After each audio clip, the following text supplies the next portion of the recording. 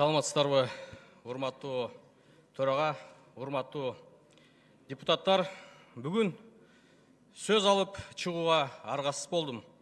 Анткени жакында 8 июнда форумдун астында сүйлөгөн сөзүндө мурунку президент Атамбаев оозуна келгенди сүйлөп, ушу менен 3-чү жолу парламентти мазактап, аброюна шек келтирди.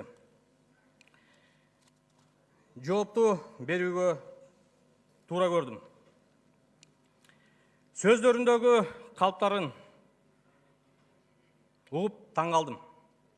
Эки сөзүнүн бири курулай калп. Мен дагы жөн гана сөз кылбай фактылар менен далилдеп кетсем, сөзүндө айтып жатат. Мен бийликке келгенде 2010 жылы мугалимдердин айлыгы, медиктердин айлыгы, милиция кызматкерлеринин айлыктары 2000 сомдон болчу дейт. Азыр милициянын айлыктары 15 000 сомго жетти дейт. Чек ара кызматкерлеринин айлыктары да 2000 сом болчу деп андан мурунку сөзүндө айтты эле. Атайлап мен Билим берүү министрлигине, Ички иштер министрлигине, чек ара кызматына запросторду бердим. 2010 жылы жана бүгүн айлыктары кандай экен деп. Мына чек ара кызматыныкы 2010 жылы офицерлер 12 700 сом алчы. Бүгүнкү күндө 18 000 сом алат. Демек өсүш бир 30% тегерегинде болгон. Билим берүү тармагында ооба оклад өскөнү менен категорияны, эмгек стажын алып койгондон кийин өсүш ашып кетсе, бир 20-25% гана өстү. Бул мына милиция кызматкерлердин айлыктары дагы 15 000 сом, бул жогорку кызматтагылардыкы. Алгачы жаңы иштеп баштагандардыкы тилекке каршы андай эмес. Милиция кызматкерлери да 2010 жылы жок дегенде 4-4,5 000 сом алчы, бүгүнкү күндө бир 6-7 000 сом төмөнкү айлыктары. Демек, бул жалган маалымат. 2013 жылдан 16 жылга чейин Асылбек Кожобеков УКМКнын Ош областы боюнча башкармалыгын жетектеген, 16-18 жылдан кийин Идрис Кадыркулов жетектеген. Булар мага айрым бажы кызматындагы болгон терс көрүнүштөр боюнча маалымат бербей жүргөн экен деп жалган сүйлөп атат. Урматтуу депутаттар, өзүңөр ойлоп көрсөңөр, кайсы областтык деңгээлдеги жетекчилер президентке маалымат берчү эле? Эмне Жети областынын жетекчиси Жетиге кирип алып туруп президентке маалымат бермек беле жума сайын? Бир жумада 3 жолу дейт. Областтын жетекчилери өзүнүн төрагасына берет. Төрагасы ошонун баарын топтоп алып туруп, өзүнүн көздөгөн Абдил Сегизбаев деген адамы анан барып Атамбаев берет. Кокус бир маалыматтар жетпей кала турган болсо, ал өзүнүн көздөгөн кадрын Абдил Сегизбаевди күнөөлөсүн. Бул бир эле чети. Идрис Кадыркулов ушул Сооронбай Шарипович менен экөө иштешип, ушу Райым Матраимовдун иштерин жаап жашырган деген мааниде айтып атат. Эми карап көрөлү күндөрүн. 16 жылы Идрис Кадыркулов Ош областына, областык УКМКнын башкармалыгына жетекчиге дайындалганда Сооронбай Шарипович премьер-министр болгон экен. Райым Матраимов республикалык бажы кызматына төраганын орун басары болуп дайындалган. Демек, бул жагы да жалган болуп чыгып атат.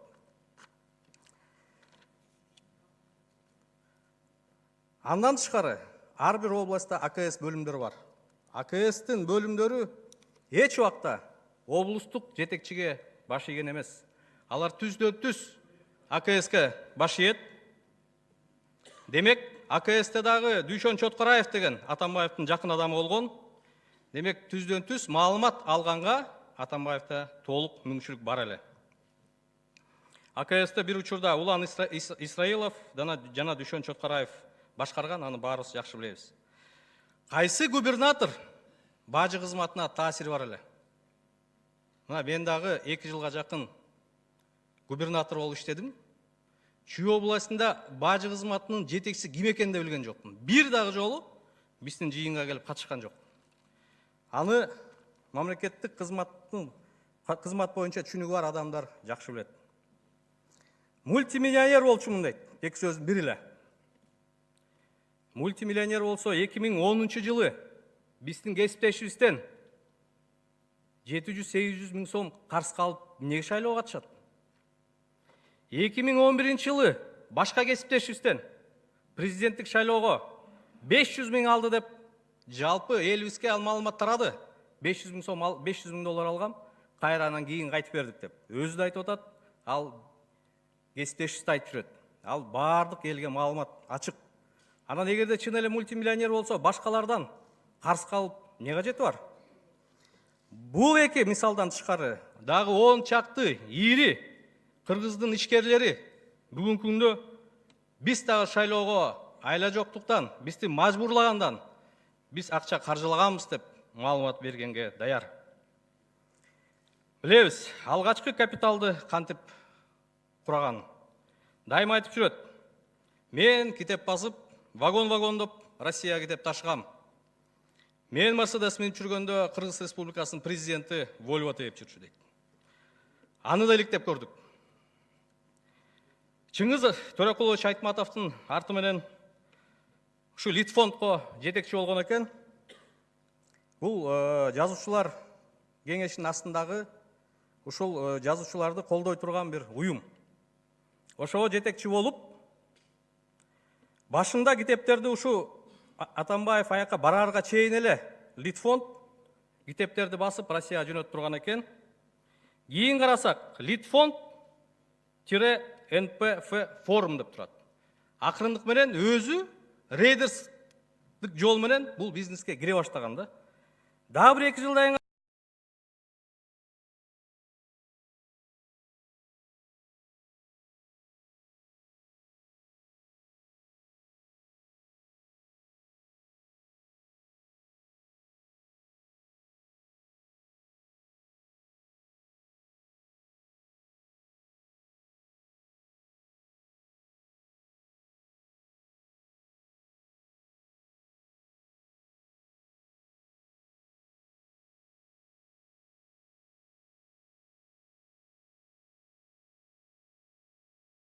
карасак, Литфонд унутулуп мамлекетти дагы четте калтырып, өз кызыкчылыгына пайдаланган. Бүгүнкү күнгө чейин ошол завод фабрикаларды сатып, жерин жердей, ишкана эмелерин, имараттарын бузуп пайдаланып келатат. Бир дагы кошумча жумуш орун ачылган жок, тескеринче 10 миңдеген адам иштеген заводдун баары жабылып, четинен кыйрап келатат. Болбосо айтпайбы, мына бул ишканама мынча салык төлөп атат, мынча жумуш уюштурдук деп. Эгебейсиз байлыкты карап көрсөк, 10 жылдан бери эле пайда болгон экен бул кишинин колунда. Туркияда баланча миллион долларын бар эле дейт. Андай бар боло турган болсо, банк эсептерин көрсөтпөйбү? Кыргызстанга кайсы учурда, кайсы мезгилде, кайсы банк аркылуу, кайсы эсебине түшкөнүн декларацияны карадык, анын бири жок.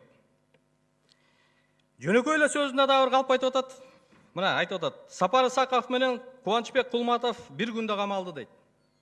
Демек, алар башка бир иштин арты менен камалып атат дейт. Атайын карап көрдүк. 18 майда Кубанычбек Кулматов камалган экен. 15 июнда Сапар Исаков камалган экен. Ушу жөнөкөй жерден да калп айтып, bundan да бир упай топтоо көздөп атат да. Жарым сааттык эле сөзүндө Атамбаев ушунча жалган сөздү сүйлөдү. Бирок бир сөзүндө толук кошулам. Кыргызстан колхоз эмес. Кыргыз эли кой эмес. Атамбаевдин калп сүйлөй турганын баарына биз ишене бере тургандай. Жалган сөздөрү бул өз абири.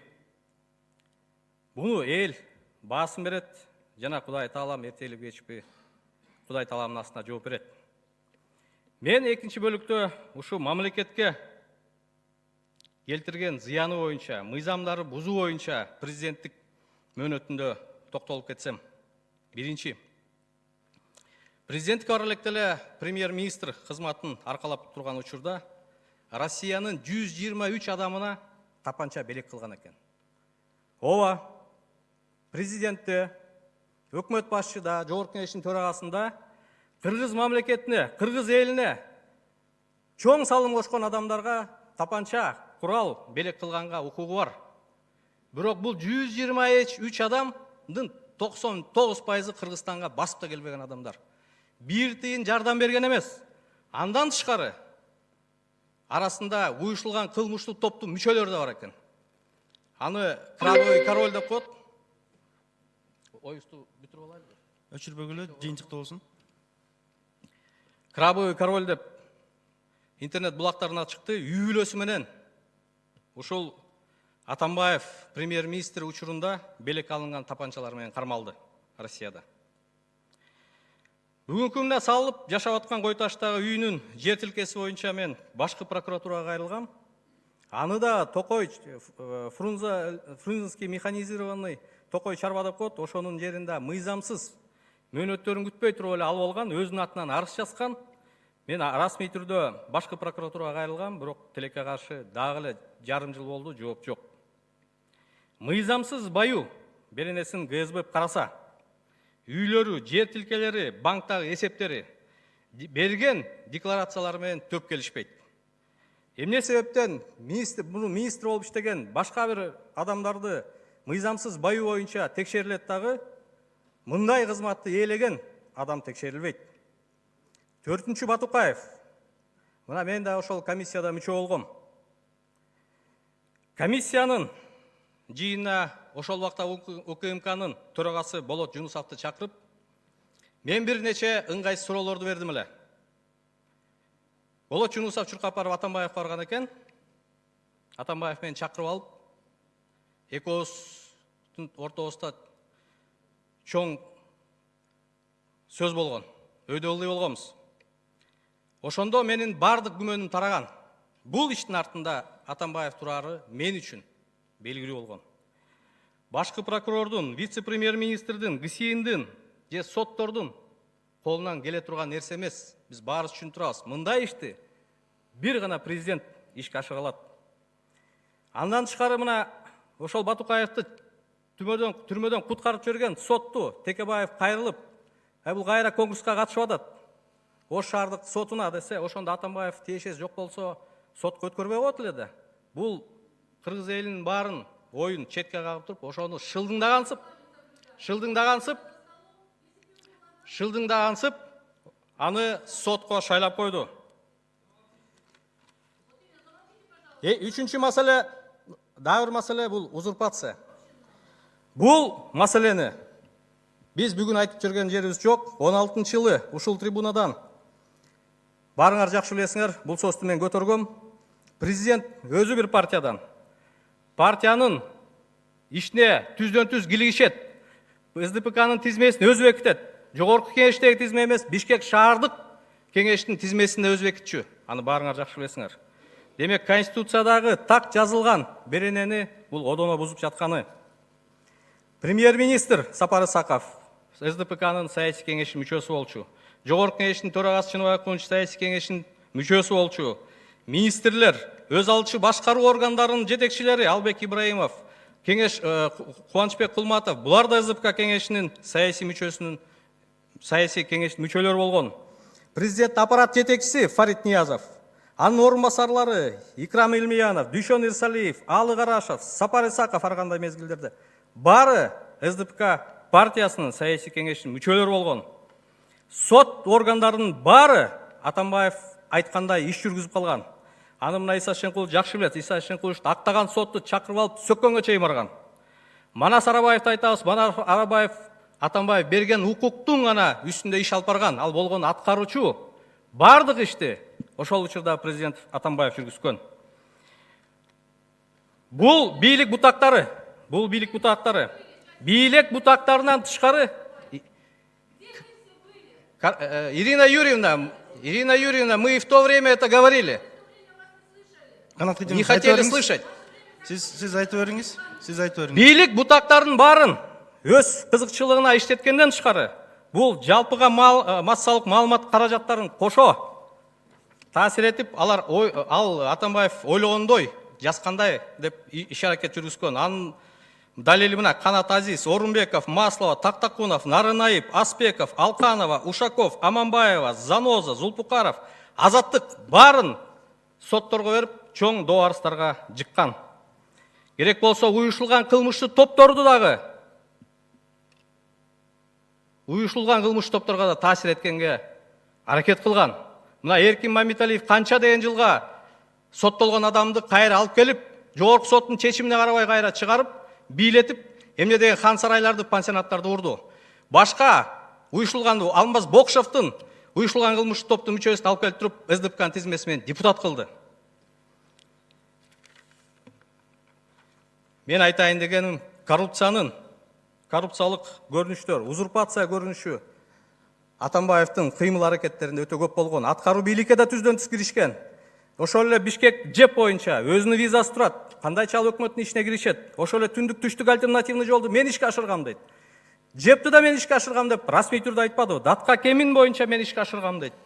Жогорку Нарын каскадын анын бүт иштер кандай болгонун, мамлекетке канча зыян келтирилгенин, канча мамлекетке карыз болуп элибиздин моюна илингенин аны баарыбыз жакшы билебиз. Президенттен Сооронбай Шариповичтен адаштым деп кайра көп жолу айтты. Ооба, мен да Атамбаевга кошулам. Өтө чоң адашты. Президент Сооронбай Шарипович кол бала алат деп ойлогон. Өзүм билгендей башкарам. Коррупциялык иштердин ачууга жол бербейм деп ойлогон. Бирок Кудайга шүгүр, Сооронбай Шарипович элдин, мамлекеттин кызыкчылыгын, Атамбаевдин кызыкчылыгын өйдө коюп туруп, чечкиндүү адамдарга барып, коррупциялык иштердин баарын ачыкка чыгарып атат. Бүгүн да ошондой болуп атат деп кээ биркилер айтып атат, бирок бир эле мисал келтирейин.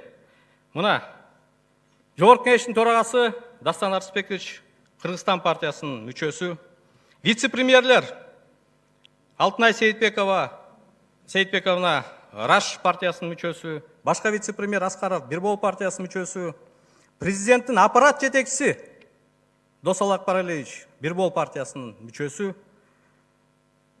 өзгөчө кырдаал министри мына Бирбол партиясына тиешелүү, айыл чарба министри, Энерго холдинг. Демек, бүгүн чынында коалициялык өкмөт түзүлүп, тең салмактуулук бийликтердин арасында болуп келатат десек жаңылышпайбыз.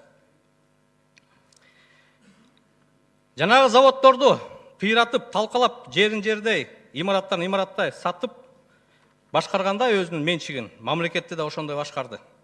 Элди эки бөлдү, өзүнүн партия, башка партия деп. Бардыгын эки-экиден уруштуруп, интриганын башы менен канча деген адамдын убалына калды. Эч бир мамлекеттик кызматта иштебеген адамдарды жогорку кызматтарга алып келди. 23 жыл физкультурный институтты бүтүрө албаган жан сакчысын алып барып УКМКга жетекчилерин биригин кылды. Журналист Абдил Сегизбаевди 5 минутта УКМКда иштеген адамды алып барып туруп, генерал, 30-40 жыл иштеген генералдардын үстүнө бийлетип койду. Экинчи жан сакчысын Улан Исраиловду ички иштер министрлигине жетекчи кылды. Бул күч органдарынын жетекчисин айтсак, ал эми өзүнүн айдоочусун Икрам Имияновду жалпы мамлекеттик башкартып койду. Аны баарыбыз жакшы билебиз. Кабылдамасына эмне деген башкы прокурордон баштап министрлерге чейин кезек күтүп отурушчу. Эми иштеп атканда мамлекетке ушундай зыян келтирип, аброюн чүрүп мамлекет кызматтын аз келгенси эми кеткенде дагы жөн жатпай, Жогорку Кеңешке жанагындай ыплас сөздөр менен сын айтат. Ооба, Жогорку Кеңешти ошондой болсун деп бул адамдын аракети күч болгон. Жогорку Кеңеште каяш айтып, өз ою бар адамдардын баарына иш козгоп, четинен каматты. Алмамбет Шыкмаматовго, Талант Мамытовго, Текебаев Өрмөк Чиркешке, Жапаров Садыр Нургожоевго, Ташиевго, Саляновага, Келдибековго, Тулеевге, Исаевго. Демек, бул максаты ушу Жогорку Кеңешти дагы мен башкарсам жатып алып үйүмө, президент дагы кол бала болот, өкмөт дагы мен айткандай иш жүргүзөт деген. Кудайга шүгүр, андай болгон жок. Мен ойлойм, Жогорку Кеңеш өз баасын бунун кыймыл аракеттерине сөз түрдө бериш керек.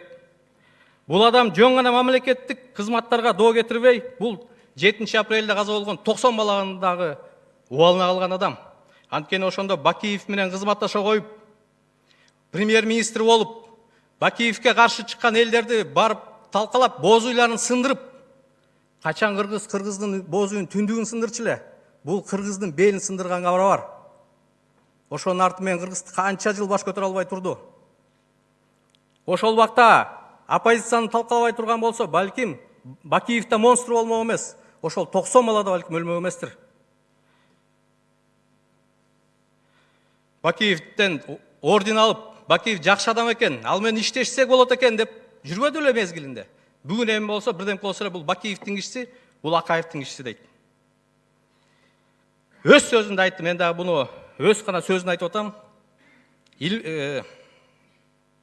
Өзбекстандын президенти Мирзиёевке чоң рахмат дейт. Мен 20-30 жылдан бери таппай жүргөн бир тууганымды таап берди дейт.